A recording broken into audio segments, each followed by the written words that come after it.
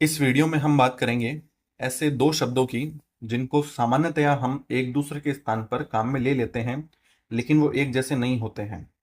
तो यहाँ पर हम बात करने वाले हैं द्रव्यमान और भार की। द्रव्यमान यानी मास और भार यानी वेट की बात यहाँ पर हम करेंगे। देखिए, द्रव्यमान क्या होता है?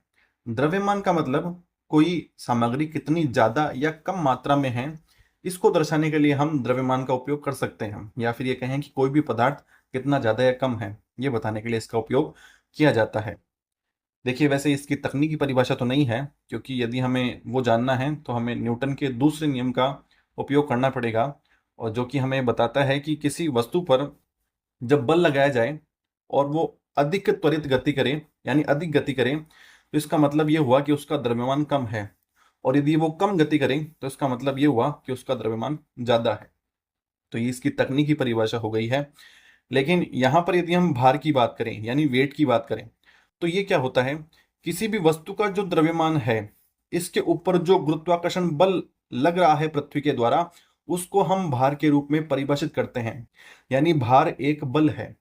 तो इसको हम यहाँ पर लिख सकते हैं कि एक वस्तु पर लगने वाला गुरुत्वाकर्षण बल जो है उसको हम भार कहेंगे, जो कि सामान्यतया हम द्रव्यमान के स्थान पर इसका उपयोग कर लेते हैं, लेकिन ऐसा नहीं होना चाहिए।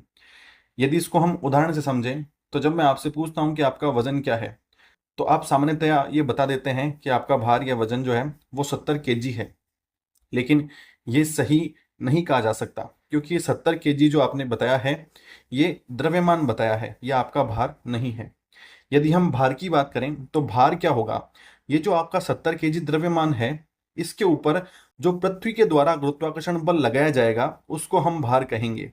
और यदि हम ये गुरुत्वाकर्षण बल का मान निकालें, तो न्यूटन के सूत्र से हमें ये ज्ञात है कि ये जो एफ जी है, इसका मान जी m1 m2 बटा आर स्क्वायर होता है। यहाँ पर ये जो जी है, ये गुरुत्वीय नियतांक है, जिसका मान 6.67 गुणा 10⁻⁻11 होता है। और ये जो m1 है, क्योंकि हम गुरुत्वाकर्षण बल की बात कर रहे हैं, तो ये m1 पृथ्वी का द्रव्यमान हो जाएगा। और ये m2 जो है, हम 70 kg द्रव्यमान के ऊपर बल की बात कर रहे हैं, तो m2 का मान यहाँ पर 70 हो जाएगा। और ये r जो है, ये केंद्र से जो पृथ्वी की सतह है उसकी दूरी होगी। अब देखिए, ये 70 kg हमें ज्ञात है। एक बार इसको अलग कर देते हैं। ये जो बचा हुआ है, यानी जी m1 बटा आर स्क्वायर, इसका मान हम अलग से ज्ञात करके रखते हैं, जिसे हम पृथ्वी का गुरुत्वीय त्वरण कहते हैं, जिसे जी से दर्शाया जाता है। और इसका मान लगभग 9.8 मीटर प्रति सेकंड स्क्वायर होता है। तो यदि हम इसका मान उपयोग में ले लें, तो क्या बचा? m2 गुणा में ये g बच गया। तो यदि भार मेरे को निकालना है, तो भार मैं कैसे निकाल सकता हूं? ये जो है यहाँ पर 9.8 मीटर प्रति सेकंड स्क्वायर, यानी ये जो पूरा है इसका मान, और इसके गुणा में क्या हो जाएगा? m2 यानी 70 kg। और यदि ये मान हम ज्ञात करेंगे, तो ये गणना करने पर 686 kg मीटर प्रति सेकंड स्क्वायर आ जाएगा। और ये जो मात्रक है kg मीटर प्रति सेकंड स्क्वायर, इसको हम न्यूटन भी कहते हैं। तो कहने का मतलब, ये जो भार है यानी ये जो बल है, ये कितना आ जाएगा? ये 686 न्यूटन आ जाएगा। तो इसका मतलब द्रव्यमान जो है वो 70 kg होगा, और भार जो है वो इस बल के बराबर होगा। अब देखिए, ये जो 686 न्यूटन हमें प्राप्त हुआ है, ये पृथ्वी के द्वारा इसके ऊपर लगने वाला गुरुत्वीय बल है। तो ये पृथ्वी के द्रव्यमान पर भी निर्भर कर रहा है। यानी मैं ये कहना चाह रहा हूं कि यदि हम पृथ्वी पर नहीं होके और किसी सतह पर हो, यानी चंद्रमा पर हो या किसी दूसरे ग्रह पर हो, तो ये जो बल है ये परिवर्तित हो जाएगा। यानी यहाँ पर ये जो भार है, इसको मैं लिख लेता हूँ कि ये क्या है? पृथ्वी पर भार है। यदि इसको हम चंद्रमा पर ज्ञात करें, तो चंद्रमा पर ये क्या हो जाएगा? सामान्यतः देखिए, हमें ज्ञात है कि चंद्रमा पर गुरुत्वीय बल जो है वो पृथ्वी का 1/6 होता है।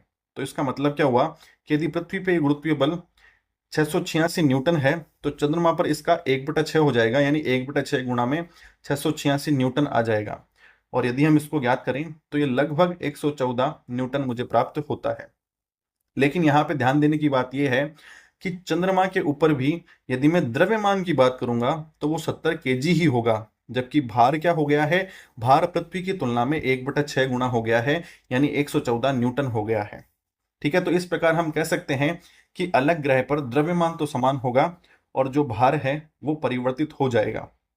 देखिए, अलग ग्रह पर ही नहीं, यदि हम बात करें कि हमारी पृथ्वी पर भी क्या है, ये एक पूर्ण प्रकार से गोला नहीं है।